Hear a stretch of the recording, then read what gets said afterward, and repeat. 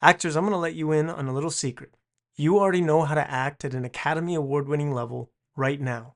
In fact, you do it every day in real life. It's as if you already know how to play the symphony, you've just forgotten how to play it on cue. That's it. And today I'm going to show you exactly how to do that using a 7-step system so that you can watch your tapes, coach yourself so that you can get better on your own, at home, and for free. By the end of this video, you will know exactly how to take your self-tapes and turn them into tools for growth so that you can book more roles without the expense of classes or coaching. But before we dive in, I have a goal to reach 1 million subscribers, and right now we are so close. I am at 400.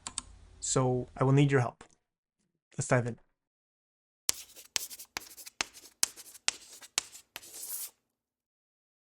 So when I first got into acting, when I first started going to classes and learning from coaches, I went in with my hands out, like most actors do, looking for all of the answers, looking for the right way to do things. And it's a natural thing that you do. You don't know anything, so you want to go out and you want to find all these answers. And if you get the right answers, you can figure out the problem so you can do the thing, right? It makes sense, and it's a way that a lot of actors go into things. But the problem with this mentality is it starts to train you to look outside of yourself for the answers, to start to go and not trust what's going on inside of you and always needing or looking for help or looking for someone else to tell you.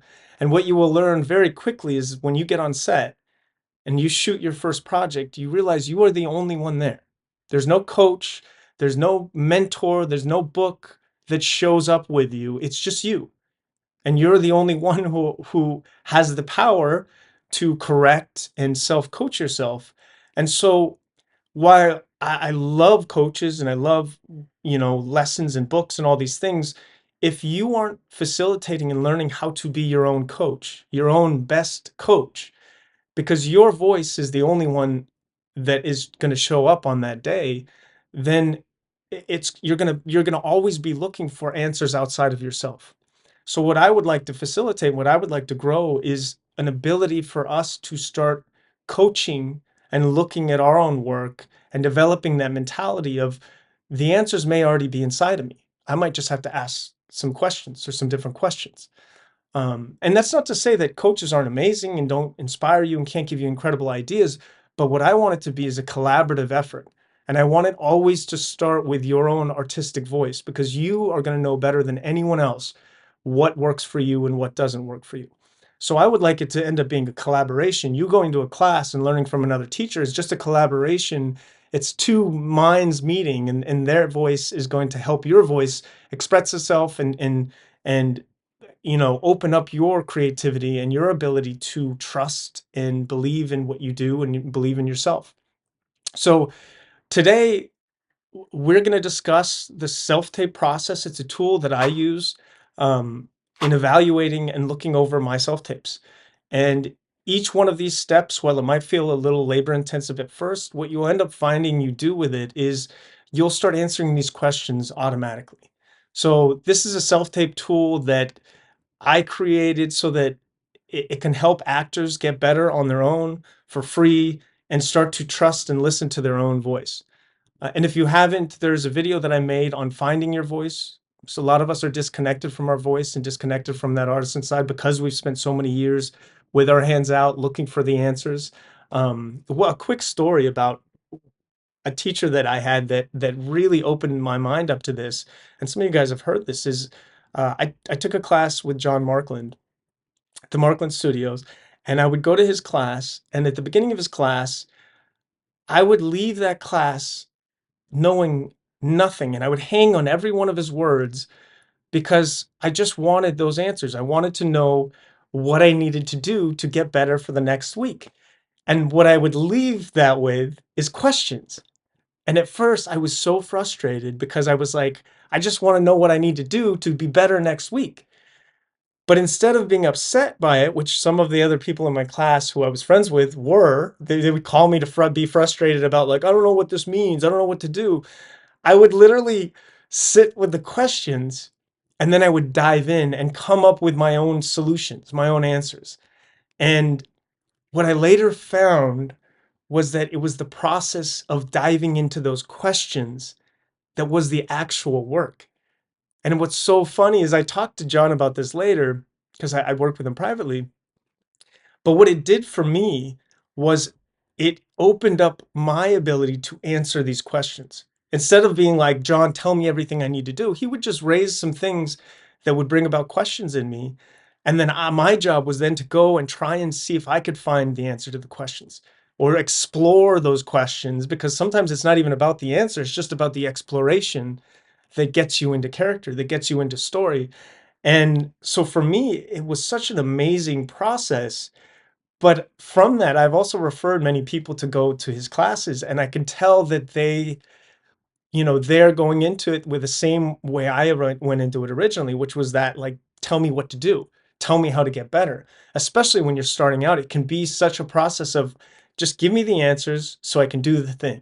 And that, like we talked about, that is an art. That isn't the way art works. The second you put it in that box, it ceases to be art. So that's just a little side story. So today we're just going to jump into the 7 steps that I do when I rewatch an audition. I usually wait a few days before I do this, and I make sure I go into this process non-judgmentally, non-critically, and like a child. I want to go in with curiosity and compassion for my work. So it can be tough at first to not look at these tapes judgmentally, but it's a very important part of the growing process and the learning process. So with that, let's just dive in.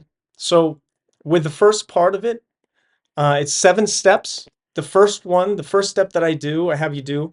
Also, at the end of this, I'm going to provide a link to the tool. It's called the self-tape review tool. So if you want to download it and follow along and use it for your auditions, you're welcome to. The first step I call is the technicals. This is the quality of your tape, or just the overall look of your tape. How good is the image? How are you framed? Are you framing properly? Is your lighting okay? Does it sound okay? These are all just the technical things that we have complete control over. And it doesn't mean that you have to go out and spend the most money on equipment, but you can start to develop this question of, was there anything technically that took away from my tape? Right? Was there things in the camera? Was the framing off? Was a frame too low? Was the sound messed up? It's the first part you can go through, and you can fix those completely.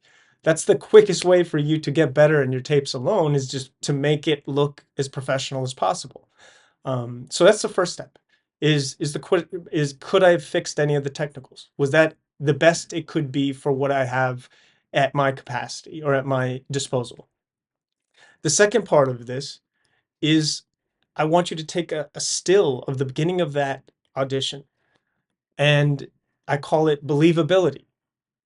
The first thing you're going to look at is, in that still, just ask yourself the question, do I fit into this world? So in the research part of this, you've probably researched the project or the movie or the tape or the director and some of the things they've done in the past. Now ask yourself, if you looked at this screenshot, that's still, do I look like I fit in the world of the story? That's hair, that's makeup, that's clothes, that's wardrobe. It's just a very simple thing from that screenshot that you can ask yourself, do I fit in this world? And if your answer is yes, you'd be surprised at how much good grace you get just from making them be like, oh, this person looks. It's like all of a sudden they'll, instead of, I attribute the casting side of it or the production side of it like swiping on a dating app. It's like their finger is on next automatically because they want to go through as many tapes as possible. What you want to get them to do is, as soon as they see your thing, say, oh, wait, this person looks like they fit the world, and then lean back and watch the project. And so this is a part of that, where you want to make sure you're doing everything you can to fit that world in that snapshot, in that image of what you are. The third step of the self-tape review tool is state of play. Now, this is what I think is the most important thing you could do, is to make sure you are going into that self-tape or that Zoom callback or that audition in a state of play, in a state of having fun and allowing for anything to happen, allowing for spontaneity to happen, allowing for improvisation to happen, and not to look at this as something where you need to squeeze and make it perfect, but you allow for things to happen. And sometimes it'll go good, sometimes it'll go bad, but you're going to have fun no matter what. And you're going to allow yourself to kind of ride that wave, is what we call in one of the lessons. So that's the third thing. Just ask yourself, look back on your audition and going into it and ask yourself, how was my state of play? Was I having fun? Did I feel anxious? Was I nervous?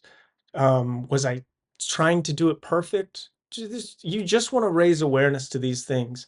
So that's the third part. The fourth step is authenticity. And so you're going to watch your tape through now, and you're just going to ask yourself, you're going to ask yourself, am I believing what I'm doing? Am I believing the performance right now? Do I feel connected to this character? Am I leaning in when I watch this? You want to try and put yourself in the eyes of the audience. And, this is the part where you just ask yourself, does this feel truthful? Does this feel like it's a real story?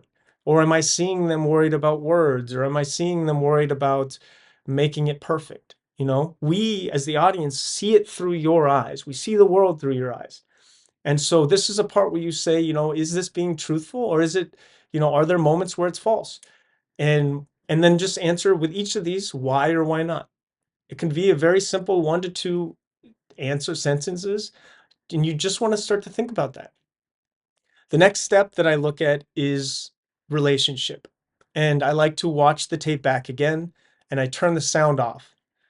And what I do is I now watch the performance with no sound to see if I can see the relationship between the characters, to see if I see or feel that kind of pull of what's going on. Um, do I see that game that's being played? There's I call it the energy game. Do I see the energy happening? Do I see what's happening, even with the no words, even with sound off?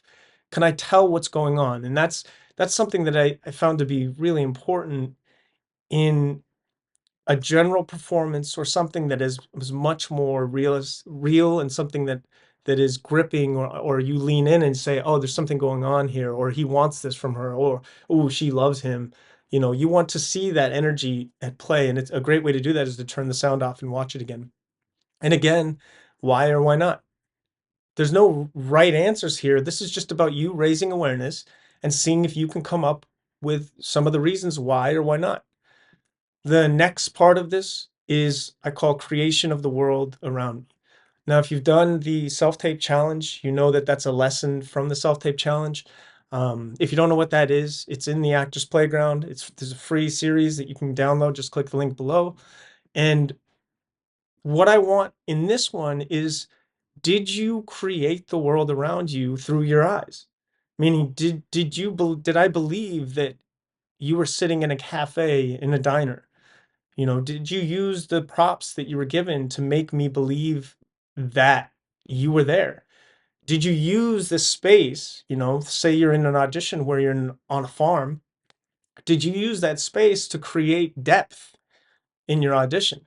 Meaning, could I see you look off into the distance and raise your voice because you're speaking across from someone? Yes, you're in this little box of a room, but it's up to you to create the world around you. And this is a great way to watch yourself and say, how did I do that? What were some of the moments that I did that? Why or why not? Again, we're just raising awareness here. And then the last part of this is I call the director's eye. And this is so pertinent to the self-tape process because we now are in charge of editing, sound, lighting. We are in charge of creating this little mini project, or this little mini movie about this character, and then sending it in. And I think it's really important for us to start to develop, I call it putting the director's hat on, a sense of looking at the whole picture, using everything you have to create this story that shows this character in whatever way you can.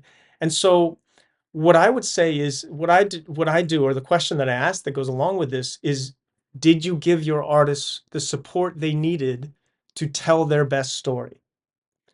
And by doing that, it allows you to step outside of yourself and view the whole thing and say, okay, if I had set this up a little better, then the artist wouldn't have had to worry about this so much when they were doing this. One of the great ways is by creating the world and giving yourself real things to work off and really believable, not to show that you're doing it, but to give your artist, yourself, a place to play.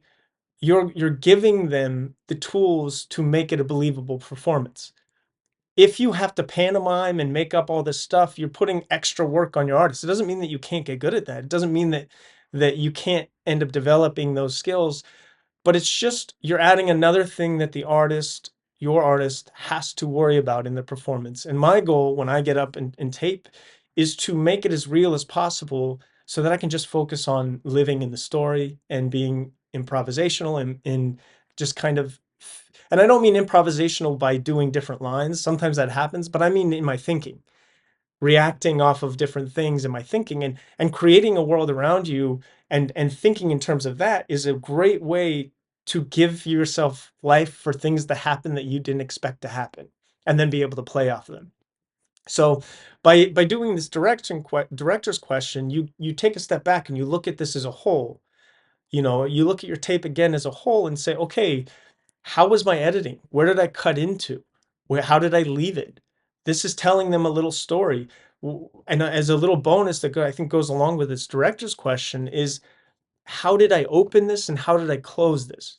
Right? Your buttons that are so important, especially at the beginning, for grabbing attention and making people lean in and be like, oh, I want to learn more about this. And then closing it, you know, in a way that leaves them wanting more, in a way that makes them want to see the rest of the story or what else is going on. And, you know, just by stepping back and looking at it as a director like this, you'll start to come up with interesting ways of doing this. Sometimes you use it, sometimes you don't, sometimes it works, sometimes it doesn't. But I just want to start getting us to think in this way of like, okay, what are some interesting ways I can come into this scene? If I were a director of this project and I wanted them to know that I'm in this world, what are some interesting things I could do? You know, what are some interesting ways I could come out of this that would allow them to say, wait, I want to know what happens after this, you know? And it could be as simple as cutting a little bit too soon.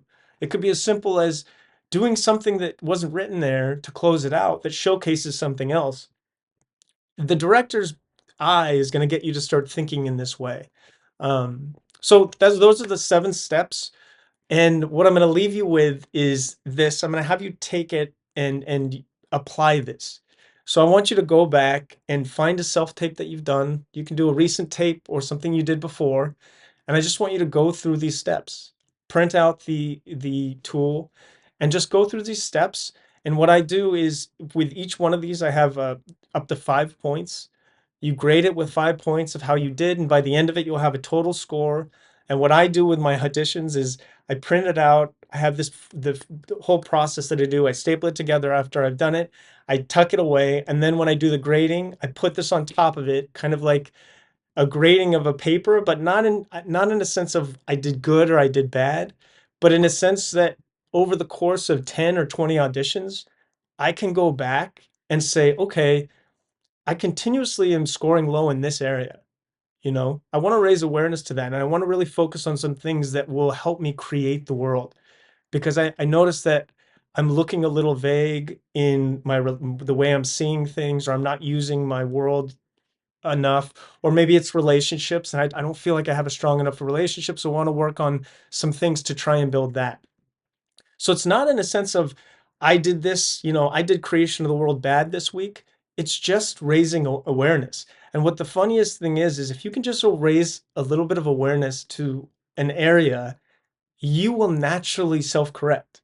One of the best things they tell you to do if you want to lose weight is not to go to the gym and do all these exercises and all these diet things. It's literally to just start a food journal, to keep track of what you're eating. Because by raising your awareness to, oh, wow, I'm eating a lot of junk food at this time, you will naturally start to shift. And it doesn't feel like you're taking something away or doing something, you know, that's hard to do. It's just, you just start to become aware like, oh, if I put fruits out more, veggies out more in my fridge, I'll end up eating those more because I'm eating a lot of chips or whatever it is. So that's all this exercise is about, is to just give you a process of reflecting back on your tapes in a way that gets us to start asking the question, how can I get better? How can I grow from my tapes? And this doesn't mean that this has to be the way you do it. There can be other ways. There's can be a process that you want to go about. You can form your own things. I just want to start developing that voice in you that starts to get you to recognize that you are your own best coach and that you can correct yourself and get better on your own in your own way for free and in your own time. If you guys want a place to put up auditions, get feedback, get audition material, join an amazing community, join our live lessons, our Mastermind Mondays, or our self-tape jam sessions on Fridays, get in the Actors Playground. It's an amazing place. Just to let you know, the price is going to go up at the end of the month. So if you want to get in now. The link is below.